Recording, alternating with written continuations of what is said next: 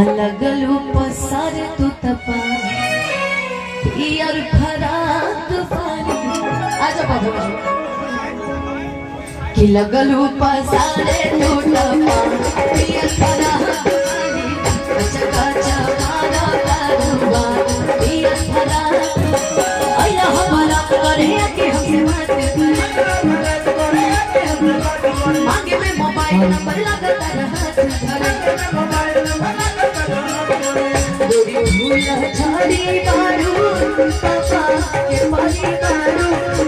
भूला झाड़ी मारू पापा के पानी मारू।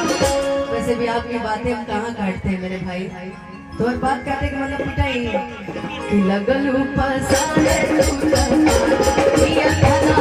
वाली कचका चमारा करूँगा ये खाना वाली एक नहीं के लगना दिन से एक नहीं के नहीं तेरा में होगा नहीं तेरा में होगा एक को भाई लोग ये मामा का सबसे दिल के करीबी गाना है कि कितना दिन से एक लड़की के और रहले फेरा में ई लागा पिंकी के किसो चले रही आई लव यू कहो किसो चले रही आई लव यू कहो तले दो सदले भागा तले दो सदले भागा कितना दिन से एक लड़की के तेरा नहीं तेरा में होगा वो चला जमाना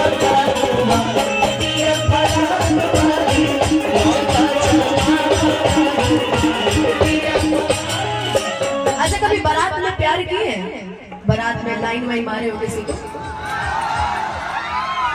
लाइन मारे बारात में?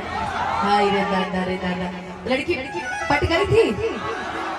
नहीं ये